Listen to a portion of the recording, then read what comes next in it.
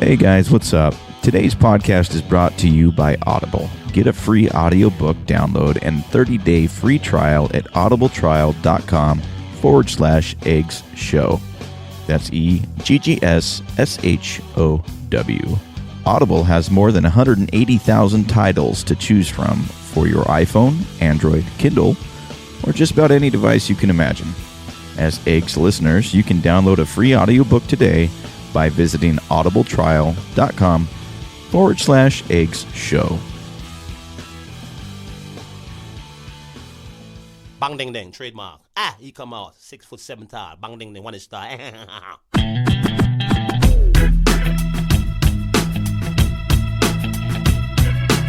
dong ding dong ding dong ding dong ding dong ding dong ding. This is a perfect day. Woke up to the sound of the garbage truck again. Upstairs neighbor's toilets leaking on my head. And cars broke down, I missed the bus, there runs a 10. I had a feeling this was a day to stay in bed. I finally left my pad right on the jumbo's cloud roof. A police officer pulled out his gun and said, I said, sir, you got the wrong guy. I guess it's just a perfect day. It's just a perfect day. Na, na, na, na,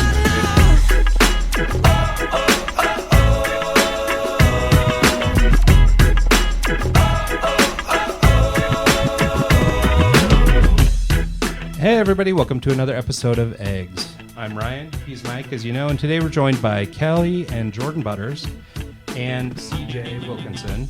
CJ is with Academy Mortgage in Salt Lake City, and Jordan and Kelli, don't let me mess this up. So it's Probe Realtors, but what's the team moving the market? Team moving the market at Probe Realtors. Excellent. So these guys are our local real estate agents. Actually, the way we came to know them, both CJ and Jordan have been helping me in trying to buy a house myself here in the Salt Lake area after relocating to Salt Lake. And, unfortunately we haven't managed to pull it off just yet, but we'll get there. And but these are basically our guys. And so the way we started talking or getting this conversation going is basically we had started talking to these guys years ago about a house. And then when that sort of fell through, when we weren't ready for it and needed a little bit more time, we just sort of fell out of contact for a little bit. And so here in the not too distant future, in fact, December 11th at Access Salt Lake, which is the home to Access Studios where we live, we're holding an event for realtors and real estate agents interested in podcasting and other tools for marketing and growing their businesses. And basically, I reached out to Jordan to see if he'd be interested in being a part of it and being the host of this event because we needed somebody. And luckily he was kind enough to do it and rope his wife into it as well, who has more than 18 years in the business. So between the two of them, I think we're going to be pretty well set. So that event, December 11th, right? Yep. 12 to 1. 12 to 1, and it's podcasting for your brand, reputation, and your bottom line. Yeah, and we'll probably have a live stream or something to go along with it as well. If not, we'll make the tape available when it is. So with all that blah, blah, blah out there, let's go ahead and turn the attention to the men and women of the hour, Jordan, Kelli, and CJ. Welcome to the show. Thanks for having us. Thank you. Thank you. Yeah, of course. So as I said, I mean, so we have kind of some history, especially Jordan, CJ, and I. It took a little jogging for CJ to catch up, but I think we're all back on the same page now. So, I know you guys just as realtors, but let's talk a little bit about, how you guys got into the business, and what you guys do. Let's talk about your company, what you guys actually do for a living. Okay, I think the founding grandmother of this whole thing is Kelli. Grandmother. I know, sure right? I don't know. quite yet, but yeah. So CJ and I are actually brother and sister, and we come from a real estate family. Safe to say that because our grandfather was in real estate. My dad has been in real estate over, 40 years? Yeah. We Sales in the year 1985 or something. 1985, yeah. So Oh, wow. we've lost track, but he's been in real estate for a long time. And I went to school down at BYU and was really involved in marketing and loved my marketing degree, or getting a marketing degree there. And while I was there, we needed to do an internship that summer. And I had just come back from BYU, Hawaii, and just... Of course, you had to go to Hawaii. Yeah, right? well, yeah, of I mean, course. if you have your options, why not? Right? I recommend anybody do that. So once I got back, I was needing to do this internship as part of my business, being in the business school.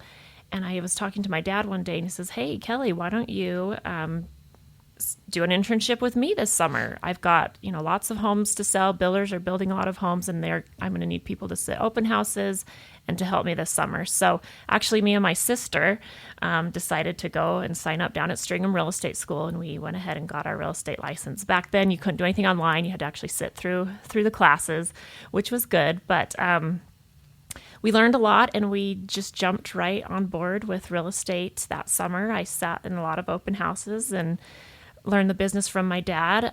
But actually, I had actually started in real estate way before that. I started when I was 15 years old at his office, as a secretary, as his secretary, and he paid me well, so I stuck around, and I did that for several years during the summers. So I really got to learn a lot from watching other agents, from watching him. And so by the time it was my turn to be licensed and get out there, I had a pretty good knowledge and, of course, great mentors. And I think that was when we'll let CJ tell the story of how he got into his business in a minute. But Jordan, we ended up forming a team, and you can kind of tell us how that happened. So Kelly and I have been married about 12 years, and when we first got married, she wanted to recruit me as an agent. At the time, I wasn't really interested because I was in college. I wanted to blaze my own path. I had a mindset of maybe doing pharmaceutical sales, being one of those sales reps that just, would go to jazz games and schmooze people and go to Yeah, that lunches. sounds like a good gig, right? Right, get paid a lot of money and basically just have a lot of fun. Well, I graduated in 2008 when the economy just tanked. And so basically I was unemployed. I was playing Mr. Mom. We had our first kid. And I was playing Mr. Mom while Kelly did real estate. And so I jumped around from job to job and, laid off multiple times. Decided to go into management. And from then the economy started to change. I had a lot of friends and a lot of sphere of influence that I was around that were looking to buy homes. So I would basically send them to Kelly. And she was getting pretty busy with real estate. And so it just kind of first child finally clicked in my brain saying, "Hey, you should do this." You have a lot of people asking about real estate. They knew Kelly was doing real estate. So were you still working under your dad at the time, or did you? Yeah, I was. And actually what got us through that tough economy was I ended up getting involved with a loan servicing company. So I was being given a lot of foreclosures homes to list. So it was a good time to learn about foreclosures and such, but not a good time for Jordan to enter the market. So despite me pushing him, I'm glad that he didn't decide to become a realtor at that point, but rather when he did jump into real estate, we were just starting to see the recovery from that 2009 basic real estate crisis, basically. So it was good timing in the end, looking back. Yeah, so I've been professionally licensed for about 6 years. Nice. So Kelly and I decided to team it up. We work really well together as far as work wise. Everything else in life, we we clash, of course, but for some reason, working together in real estate has worked really well. Yeah, and we just moved forward with really branding ourselves as a team, and teams really have just come into real estate in the last little while, and we thought, what better than just to be a team together and serve our clients together. So now I focus a lot on the marketing with my marketing background. That's really what I enjoy in real estate, and I'm able to stay home with my family and with my kids while he's out and about and showing homes and doing more of the stuff that requires you to be outside of the home. So it's been a good partnership. That's awesome. Yeah, that's great. Well, then let's transition to CJ, and let's talk a little bit about how you came into the picture. So CJ works for a mortgage company, so it's obviously a natural fit that you guys might work together. Also, the family relationship and everything makes it pretty, kismet-y or pretty natural fit. But but let's talk about your angle here. Well, it's funny how I was studying economics at Utah State. So 2005, going to Utah State University studying economics. I I really liked learning about economies and the markets, and I felt like economics was something that's really practical that you could actually apply to your life, interest rates, the Fed. So I immediately related that to real estate because I grew up in a real estate family, and I remember walking up to Kelly and saying, "Kelly, I think I know what I want to do." You know, I'm about 3 years younger than her, right? So I launched a little later, but I said, I think I want to get into real estate. I want to sell real estate too. She's like, no, you don't. No, Right. Exactly. That's exactly what she At did. She which shook her point head. I said, there is no room for you in real estate. But Right. So she says, yeah, there's no room for any more realtors in this family, but you could do mortgages. And then, you know, people we work with, we could refer to you. And I said, well, that's cool. What's a mortgage? Because I was still living at home pretty young, 22 maybe at the time, 21. And I actually, for a short time while I was in college, joined up with a brokerage, loan brokerage, and started doing some loan processing, which ended up being a good background for real estate. But also I was able to give CJ a little clue into what it's also, mortgages are and how they work. Right. It's also beneficial to learn that stuff as a real estate agent because you learn the process of, you know, like, we can't write the loan because his back porch is about to fall off the house. You know, Exactly. that kind of Yep. stuff. Exactly. For sure. So I found, Kelly actually found a little newspaper ad that said mortgage licensing boot camp, 8 days, 8 hours a day, because you didn't have it online then either. Yeah, I'd You had to forgotten go. Actually, I about sat that. through a course that it was actually held at Republic Mortgage. So I got licensed and started doing it. I started working at Republic Mortgage. And then I immediately got recruited over to Countrywide Home Loans. Countrywide was the big deal, big growing company, really easy to get loans. So a lot of loan officers went to Countrywide. And then if anybody kind of remembers the history of Countrywide, they tanked hard in the recession. They got bought by Bank of America. They bought Countrywide for like $4 a share, and it's this big deal. And so I was with Bank of America for about 4 or 5 years after they bought Countrywide, and I did that until 2011. And then, in my opinion, Bank of America they started having some pretty big struggles. They kind of bit off more than they could chew with Countrywide. They kind of inherited some problems there.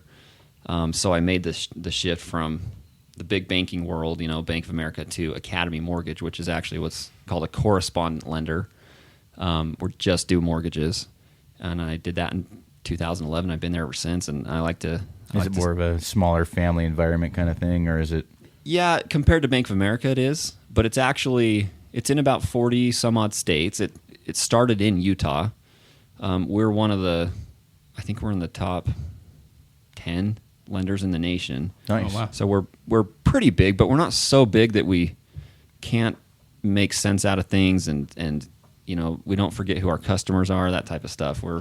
And It's your also really underwriter good. is sitting right next to you most of the time, right? She's 10 feet away from me. I mean, That's That's handy. You it's don't have to- awesome. So great company to be at, and been doing loans now for about 13 years, since 2005. So you've been through the recession. You like 13 years. Didn't it start going down around 2008? right. Exactly. Uh-huh. Okay. Summer of 2007, I remember having a meeting at Countrywide Yeah. with my branch manager, and he started saying, hey, things are changing. Some big news broke. Things are going to scale back. Loans are going to get harder. I remember that conversation. And he said, this happens from time to time in the industry. After a few months, it's going to be fine. Well, a few things changed when that happened. I remember so I was a loan officer for a little while. Oh, cool. Not legit. Not like I didn't go through any boot camp. I replied to an ad on the newspaper. It was more like a sales position, really. Okay. And I was working for a lending company called ESP Mortgage out of Phoenix. And I showed up, and that day he had me cold calling people for VHA and FHA loans. And I had zero training, zero nothing. And I'm probably the reason for the collapse. People like People you. like companies like that. I didn't know what I was doing. I didn't know any rules, regulations, any of the stuff like that. I kind of learned it over the years. But back then, you could work with your appraiser. You had direct contact with your appraiser. You could do all sorts of stuff that you can't do now, and they distance you, right? You can't even communicate with the appraisal company anymore, right? Right. So, It's called Home Valuation Code of Conduct laws that came into and that effect. all came into effect because of the crash, right? Right, exactly. And I don't think they could just throw an ad in the newspaper and hire random people to be loan officers without training anymore. I think that's pretty much the way of the past. Right. There's a lot more education required. Licensing, you have to register with what's called an NMLS, which came about through the recession, National Mortgage Licensing Registry. And then there's a lot more regulation, like the Dodd-Frank Act, 2010.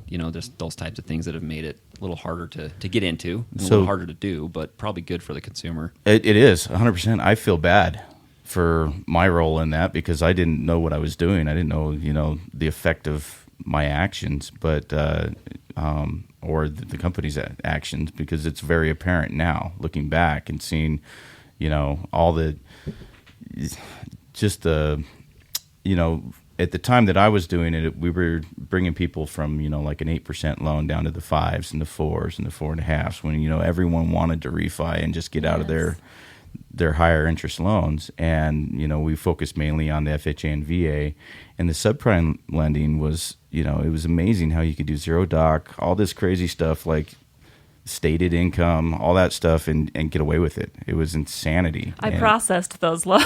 Right?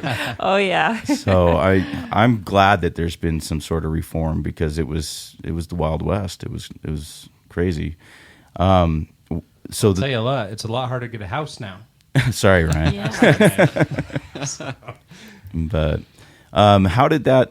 So on the lending side, the change kind of affected that. How did that affect you guys in the real estate world, being the actual realtors? Yeah, well, I was actually listening to a real estate podcast just the other day, and there was an agent on there that had started in his teens and was now in his 50s, and he was talking about how just the change in mentality from back then to today. Speaking mostly, he was talking about days on market. The gentleman hosting the podcast had asked him what he thought, where he thought the market was going. And he talked about our generation being just fast. Everybody wants everything now. They want it fast. They want things to happen quickly, and they're used to things happening quickly. I mean, we have houses now selling in days, maybe even hours. But back then, he said, I would send out a postcard if I sold a home in 60 days, and that's just people. You tell people that homes took 60 days to sell, and they're going, what? Is that just this market in general, or is that just nationwide? This really? is nationwide, but and the reality was that homes were taking 6 months or more to sell. That was an average days on market during that time. And a lot of foreclosures. I sat at the closing table with a lot of sad situations, people losing their homes to short sales and foreclosures, and people just got scared. People were short selling their home. They just didn't like that feeling of being in negative equity. So things were really different back then, and I felt lucky to have gotten associated with a bank, so I could sell some foreclosures, even though it was a tough gig. And then I did that loan processing kind of on the side in college too. So I was writing or watching loan officers write some of those bad loans, and then years later, helping people who had those types of loans to short sell and watch them being foreclosed on. So it was tough to watch that, but I think if anything, I gained an appreciation for just some of the new regulations, even though once the market did start to recover, working with CJ, we had a tough time in the beginning as the recovery was happening, getting people approved because the regulations were so tight. So things have loosened up. Do you agree, CJ? Yeah, but they've still at a good, as far as guidelines go. Yeah, guidelines. Yeah, they've slowly loosened up over the years. Yeah, they're still tighter. I mean, there's not. Will never be the same, and none of those loans won't ever probably exist again. The stated income loans. Stated income stuff. I did a stated income loan myself, and all I had to do was hand CJ my driver's license, and that was about it. That's pretty crazy. And there's some stated income stuff now, like through private investors, but they're 50% down and 9% interest rates, right? So it's not through Fannie Mae where you got the good deal, or whatever. Right? Yeah, no, my in-laws did one of the adjustable rate mortgages and got caught up in that thing when it jumped to like 22% or something on a $300,000, $350,000 house with zero down. And then it jumped to like this insane rate. So it used to, some mortgages could have they could have an adjustable rate. They could be interest only. You obtain them through stated income, And then Reverse they'd have mortgage. have a teaser rate, right? So where you get this really low rate for the first month. I don't know what the point of having a rate for a month. Yeah, 1% for a month, and then it goes negative amortization. I mean, they were Getting gnarly. really creative. They were really gnarly, and that stuff. They had 40-year amortizations. They don't do 40 years anymore. Interest only is really only on like second mortgages and things like that. So, yep. Back before I got my real estate license back in 2008, during the dark times, supporting Kelly in real estate. I remember driving her to a house. Little innocent old Kelly, who wouldn't hurt a fly. No old in there. And she would have to go knock on the door of the homeowner and say, "You need to be out by this day. How is that your responsibility? Here's $1,000." Just not to that came damage into the house. question years later why agents were having to do that, but that's the reality of what it was. So you The were banks didn't representing have the time, and so they put that on top of all our other responsibilities was to go get the people out. Basically kick them Man, I out, give them a little can't bit of incentive not to damage the house as they moved. And so, sitting there in the car multiple It times. was the Cash for Keys program is basically what it was called. Yeah, so just kind of sitting there from that time to slowly it reversing back into a positive market. Oh, And I'll look back at my Facebook posts 5 or 6 years ago and saying, prices are low. Get in now. They're going up, but nobody would buy. Everybody was super hesitant. And those that did, I had a investor who just was buying. He had gotten some money from an inheritance and was buying these condos, $90,000, which are now worth, I think the last time I looked, those condos are approaching $235,000. So he was brave enough to buy, but a lot of people were afraid to buy, and it took a long time to get to where we were at, but all of a sudden we're here. do you think? Go ahead. Oh, sorry. I was going to say, do you think that the influx of technology in the area is kind of helping with that? I think it's helping in the sense that there's a lot of real money flowing in the economy now. And I think it's come from technology enabling people to make money. You look at the, podcasting, blogging, all of those avenues that weren't there back when I started in real estate. It's allowing a lot of people who maybe weren't making an income or weren't making as much to now take their businesses to new heights. So I feel like there's a lot of real money flowing in the economy before, whereas before I felt like it was the illusion of money, those loans. People felt like they had money, but it was borrowed money. That's just my own philosophy, but I do think technology has helped people in general. It's improved our economy. In terms of real estate, it's created a big transition for realtors like me who grew up in the non-digital age to change our business and to find new ways of marketing and to find out what the consumer wants. I go back to the generation wanting everything now, and there's a lot of real estate companies that offer that. They'll just give you an offer, and you take it or leave it, and you don't have to do much, but we know that the economy is going to change. We go through cycles, and we know that there's a cycle probably coming up where we'll see a big change again. And it will be interesting to see how technology, if it's able to sustain during that change or where it will go. Yeah. Well, and so what do you think, like in this area, for example? I mean, we've heard a number of other podcasters and other realtors and stuff talk about sort of a bubble bursting and things like that. And maybe that's the case. But like here in Salt Lake area, for example, I'm still seeing things that are saying, North Salt Lake, Bountiful, some of these neighborhoods we're looking in, they're still saying that they could, increase by 25% by next year by the time we're ready to shop again. Yeah, we And, actually go to a breakfast every year where we listen to economists talk. Jordan attends those. Do you want to tell us what they've been saying? Yeah, so we every year as a board of realtors, we go and listen to a national economist and also a local economist from the University of Utah. And every year they give us an up-to-date on the market as far as what they project the market's going to do. And they're pretty spot on just about every year. Over the past couple of years, they've told us the market's going to increase 9 to 11%, and that's pretty much where it's gone the last few years. In some areas more, in some areas a little bit less, depending on where you're at. This coming January, we'll hear the same economists talk about that. So we'll give you an update on that. But as far as what they project, a few things, especially Utah, we rebounded a lot faster than most states in the country when the recession happened. Also, what we have going for us is jobs.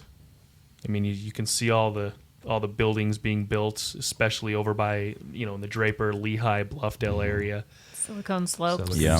All the technology coming Well, in. it's grown so fast that they've finished the off ramp there, and they had to tear it down and rebuild it, redesign it, And because it's there's still so a much nightmare. traffic there. It's ridiculous. True. So jobs being created, people from out of state moving in left and right. I mean, I do open houses almost on a weekly basis, and the majority of people coming to my open house are from California, New York, Washington, Oregon, out of state. I'm from because of Seattle. jobs. Yeah. We have a guy that just moved here from New York in the office. Yep. It's spot on. So to them, a $600,000 house, $700,000 house is nothing to what they, from where they came Yeah, from. it's chump change for them. So they are big proponents. They are one of the biggest reasons of why it is continuing to increase, because they are keeping the market going in the state.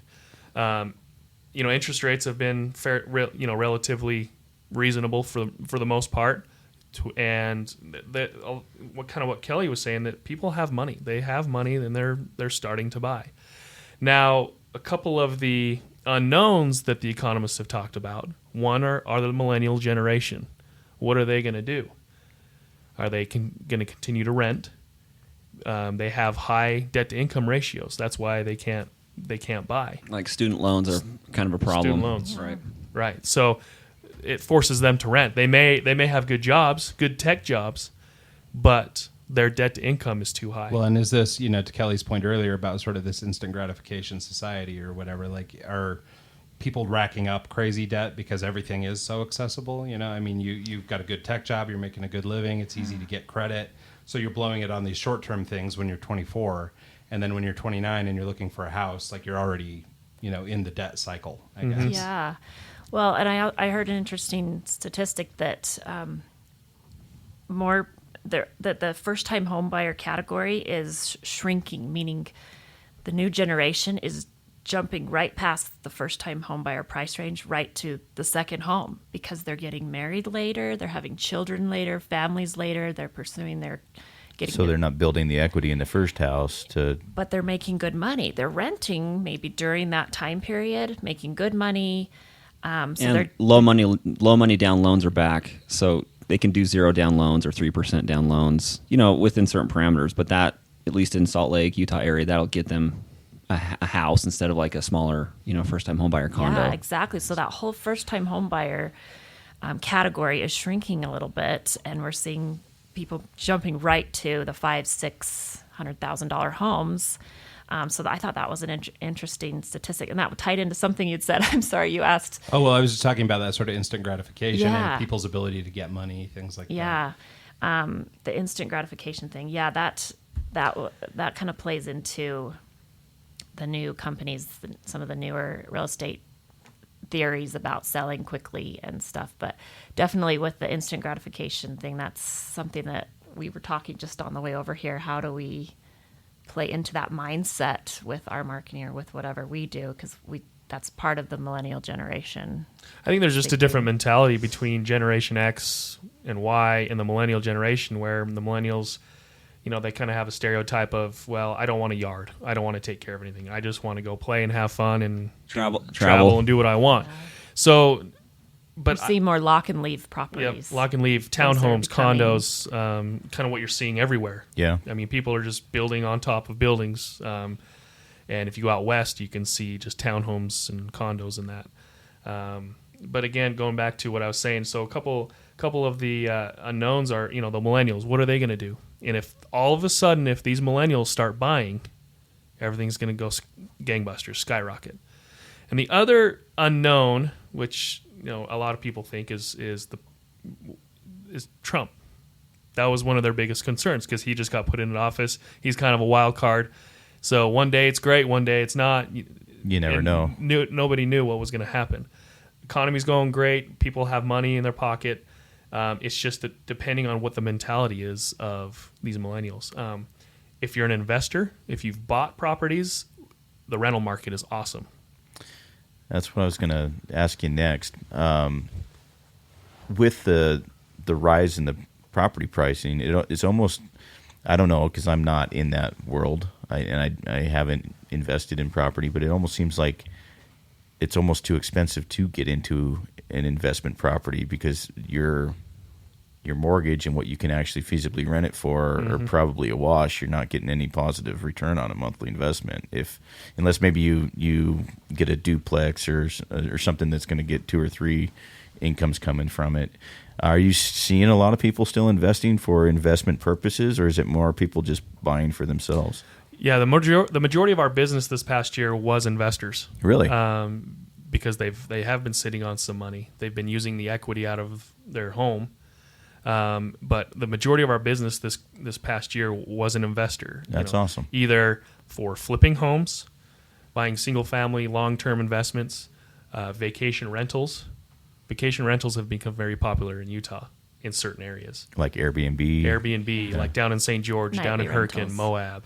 Okay. Nightly rental. Kind of, you can rent your townhouse down there nightly, and then you can block it off and use it if you want for a vacation.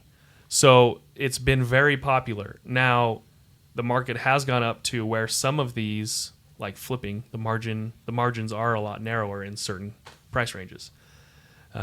So it's more of a diamond in a rough kind of type home. And we're actually seeing the days on market have gone up year over year from October. So that makes it a little tougher to flip a home when you have carrying costs if you're not able to sell it as quickly and you've borrowed money. So as those things start to change, and that could be just partly due to the time of year, things definitely slow down in the real estate market in the winter time.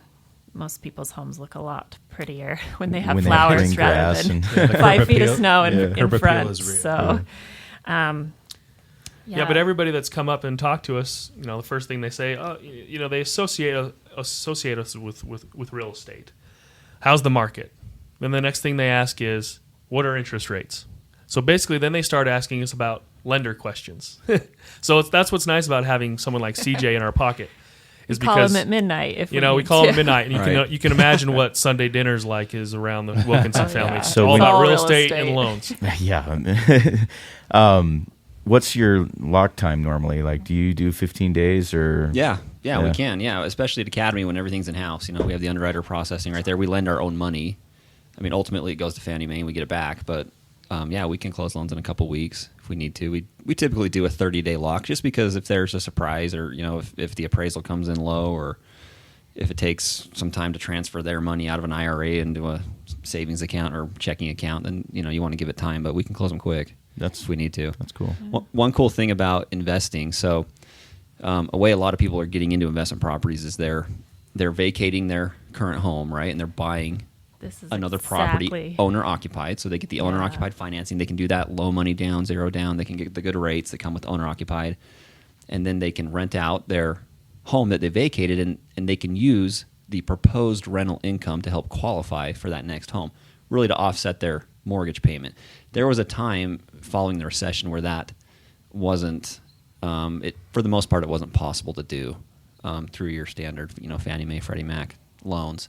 You couldn't count the income from the rental as actual income. Right. And you actually had to have a reserve that showed that you could pay And you still have to have some reserves. 6 months. It was 6 months, I think, at the time. Yeah. If But that if you couldn't was vacant. if you couldn't include the proposed rental income on the property that you're vacating, then you had to qualify as if you're going to carry 2 mortgages. So, if you had really low debt to income ratios or, earned a lot of money at work or whatever, then you can maybe pull it off. But now, most people can turn their current home into a rental property and buy the next one because the proposed rental income is going to basically cancel out the debt. Interesting. And our dad told us, you never sell your first house. You Just to hold on to keep it. that house, you rent it out, and then that's the the quickest and easiest way to become an investor is to keep that first house. You've already put the time, the closing costs, the energy into that. Well, and it's your purchase. first house too, so you've Yeah. probably spent some money in fixing it up and making it your thing, and Exactly. so And it's just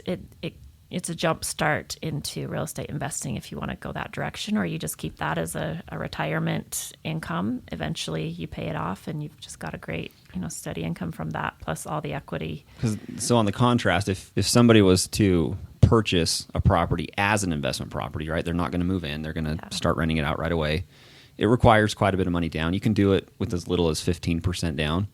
But the terms aren't great on that. You've got to pay mortgage insurance and some pretty high rates. So if you get to 20, it's better. If you get to 25% down, that's where the terms get really palatable, where people can feel like they can offset their mortgage with the rent. So, putting 25% down on a property, that's a lot of money. yeah, So- especially on a $500,000 loan, or Right. $600,000 loan. That's Yeah. So vacating your primary and buying a new primary residence is really the way to go. Yeah, it seems like it. So I guess so that was one of the things we were thinking about. Like if this is kind of inside information, but I have a house in Idaho that might be coming back to me. And, our goal was to get rid of it and get out of Idaho and move just completely to Utah. But some, things could happen and it could end up back in our lap. And so we had decided to try and keep it as a rental, kind of like what you're talking about. But what we were afraid of is that it would hinder our ability to get into the next house because we needed some of that first-time home buyer equity. Yeah. And so how does that work? Like if you were trying to hang on to that house as a rental, but we'd like to, I guess, leverage it to get into something new, Yeah. how does that work? Well, Jordan and I actually just did this scenario. So we moved this summer, and we had an idea that this is what we were going to want to do. Of course, I've got to take my dad's advice, right? Sure. And so we thought about this several years ahead, though, and we ended up refinancing our home so that we could get our rate as low as possible, knowing that we would be renting it out and kind of what the rents were. Do you want to finish the story there?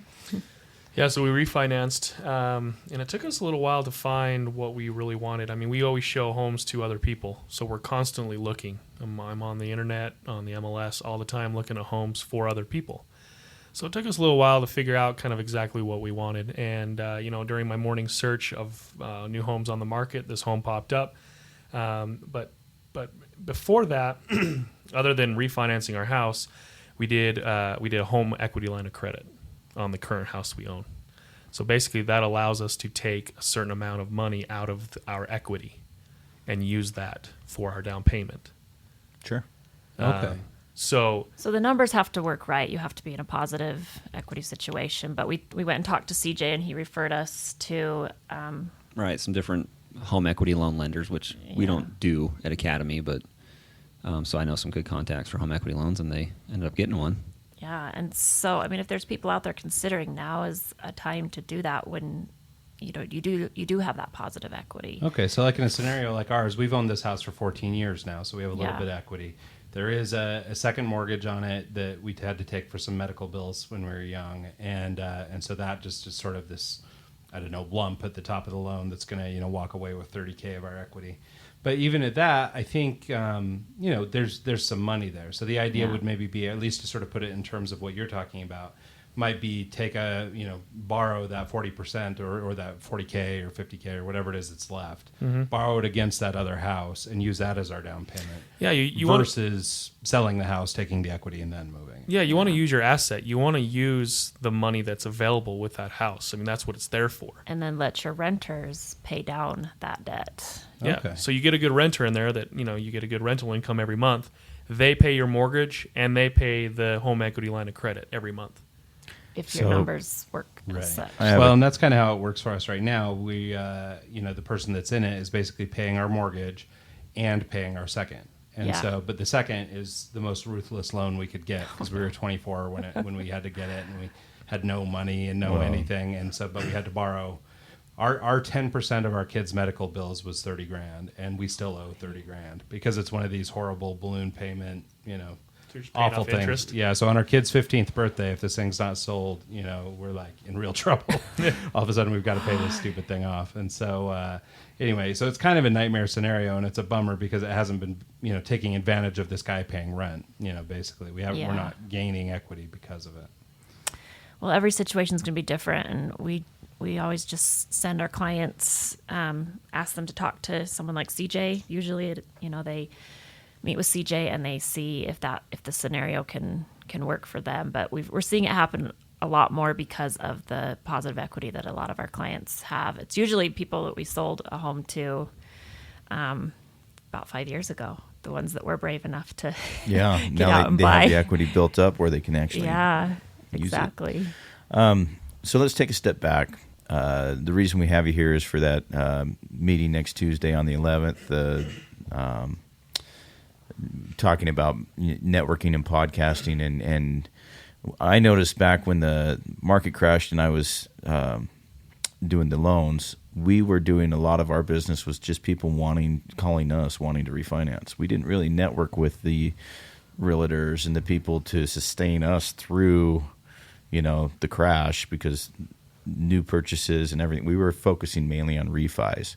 What do you guys do as far as networking and marketing in the real estate world to generate leads and traffic for you?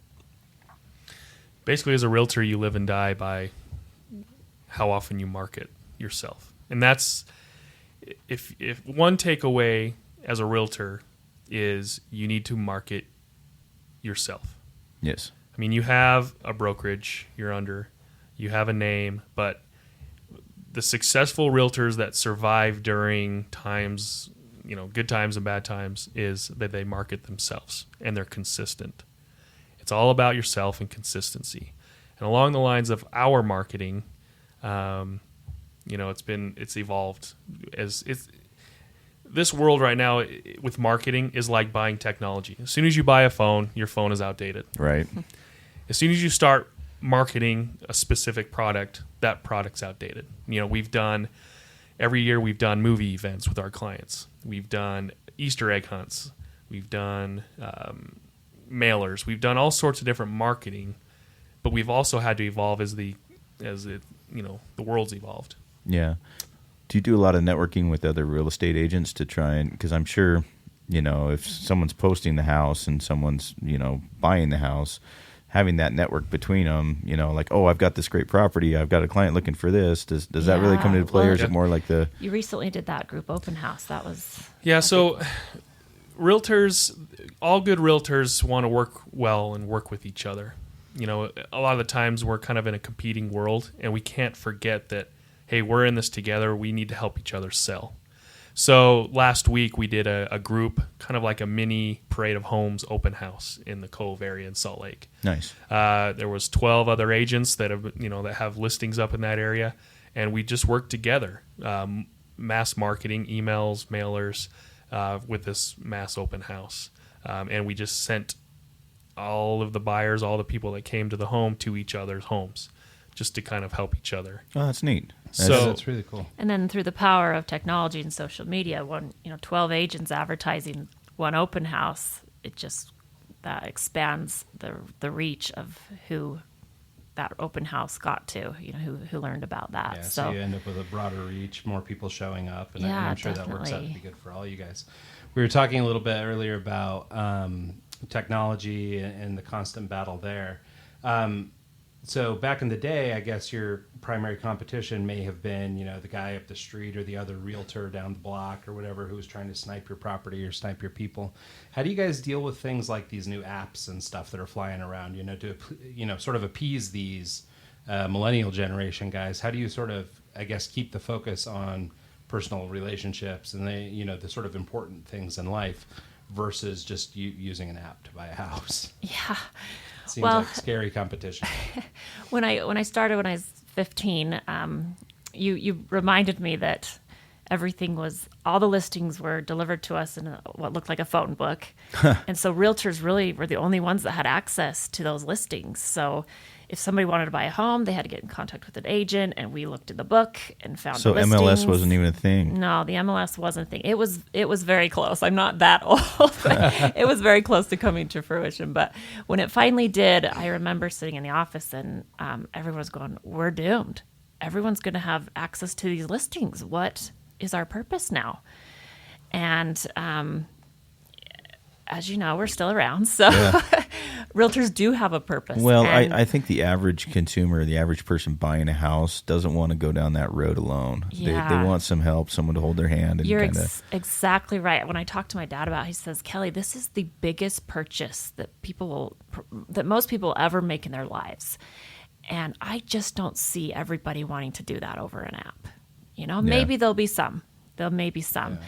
But realtors offer something that an app can't offer, and that is just personal knowledge about things. Experience. It's the experience. It's well, you even can look at an existing neighborhood and know like, oh, this neighborhood's a good one to be in. Exactly. Whereas me an coming app's in not from gonna know Seattle, that. I don't know Salt Lake. I don't know, like, I'd probably buy on the wrong area and the worst crime-ridden area in town and not even know it. The good news is that'll be the hot area next week. So Right. it'll be all right. So anyway, we've had to focus on added value. Where's the added value with a realtor? And we feel like that's service, just service that is above and beyond expectations. Like Jordan talked about, we do these movie nights. We really want to make our clients know that we value them and that we value their referrals and just create a family. I was putting together our Christmas cards, and we send to clients and friends, and every one I was putting on, I was sending my own personal card along with our business card because I see these people as friends. It's family almost. They're not just clients. And I think when you get into some of these brokerages now that are have a different philosophy, there's no way to create that type of relationship when you're working mostly through just technology. So if someone comes in and buys a house from you and it's a good experience and everything, it's turnkey, it's simple, the great people, they're likely going to use you again when they sell and when they buy their next house. And so it's important to keep those relationships going. Yeah, so we really work on that relationship part, but technology is come into play in terms of keeping us front and center in front of our clients, because everyone leads busy lives and they're just going along. And if we aren't using technology, emails, we still do a lot of analog stuff, the newsletters and things like that. But just keeping a presence on Facebook, keeping a presence through podcasting is going to be an excellent way to do that, just because your sphere of influence grows so much by linking with other people doing the same types of things. So other podcasters and promoting each other, other businesses promoting each other. We do a lot of work with CJ in group efforts so that we tap into his sphere of influence and his sphere, and then you can just see how it can grow exponentially. It really look at it does. from a sphere of influence point of view. Let me weigh in on as far as people obtaining mortgages, like digitally or all online. Yeah, because that's changed a lot. Like too. so the younger generation, they are very techie, right? So a lot of times they'll start there, and they'll even get pre-qualified online in 5 minutes or whatever they say they can do, and but they don't have a lot of confidence in that, and they don't learn anything in the process. So the younger generation, they love the technology, but they also want to learn. So they still feel apprehensive, and then if they ever do come, sit down with me in my office, and I teach them a little bit about why they qualify for how much they do, and what what we're looking at, as far as the calculations go, and a little bit about what Fannie Mae and Freddie Mac actually are and where their loan's going to go, and then I lay out 7 or 8 different loan options for them and explain the components and explain the closing costs and help them really determine what loan is going to be best for their goals and budget. They always have this kind of like aha moment of, okay, now I know what I'm getting into. So even though it can be quick and it can be easy, if they don't know, what that's going to ultimately mean 30 years down the road on a 30-year mortgage, or, why you shouldn't get an adjustable rate mortgage and why you shouldn't do Exactly. this or that based on. And people want to compare options, even if I know what option they're going to ultimately pick, because I can just kind of tell what's going to be best for them. I still show them multiple options so they can know why they're picking the one they're picking. They have to kind of know what they're not picking so they can know why they're picking the one they're picking. And then once they go through that process, they just feel way better. So the personal touch is still huge. It's just sometimes getting people to understand that. And sometimes they need to have the experience of not feeling that personal touch. Then they realize that's something they want, and then we take it from there. Are you seeing a lot of people switching from like the 30-year fixed rates to like a 15-year or even a 10-year? Is that more? There's a little bit of that. I mean, people still want low payments. It's pretty rare that somebody wants a higher payment than they have to have, which comes with a 15 or a 10. But no, I'd say there's more of that. They're feeling a little more confident in the economy. Like Jordan was saying, job growth is strong. So if they feel good job security, then they might refinance to a 15 with a lower rate and a higher payment and really try to, get their principal down quick and get the thing paid off. Yeah, it's amazing how much you can just knock off in interest if you just make an extra $500 a month payment, or even $100 or $200 over the course of the loan. It really makes a huge difference. So, well, and back to I think both Kelly said something and CJ. I mean, that's education, right? And you don't get the education if you're using the app or whatever. I mean, the technology is great because it's a tool and it's really helpful to I guess for the consumer, at least in like my situation, for example. I mean, I'm able to jump online. I can look at all these houses. Jordan will share listings with me, and I can kind of take a look and weed out what I like versus what I don't like and do all that stuff. And technology is facilitating that versus going to 24 houses that you guys just found in your little, yellow pages. Yeah. But so I mean, it's definitely improved the situation there, and it's become more of a tool. But I think, like you're saying, CJ, with the knowledge and having some understanding of what you're doing, this may be that most expensive purchase you've ever made. And if that is the case, then you should know something about it. Well, and the other key to it is it's a very emotional decision. Home buying, people kind of forget that aspect of it. That a loan is a little bit more of a financial decision, but the home buying process, it's very emotional for people.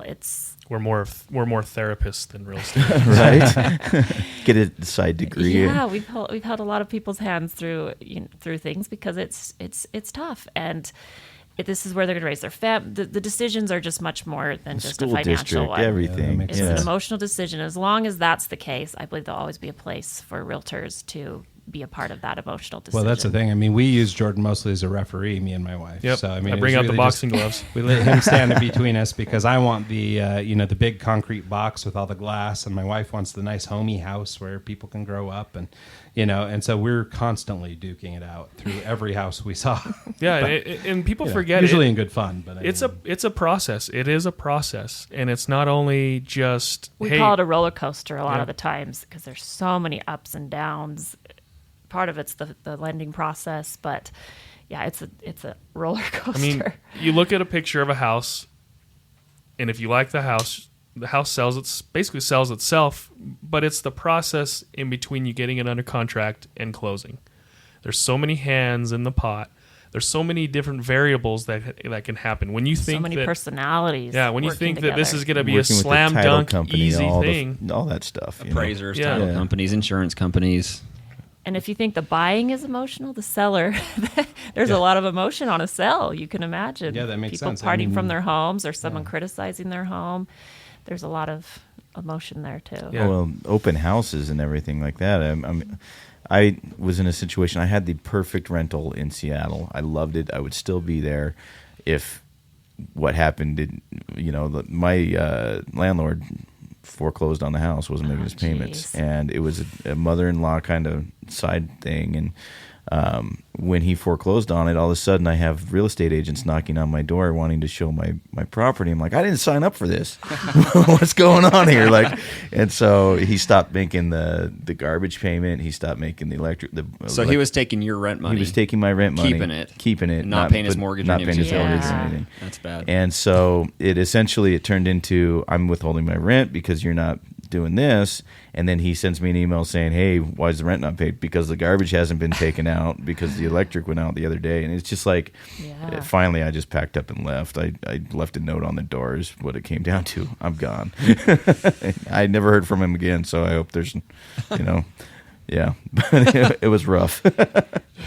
So, no one knocked and gave you offered cash for keys, huh? No. Too bad. So, yeah, that would have been nice.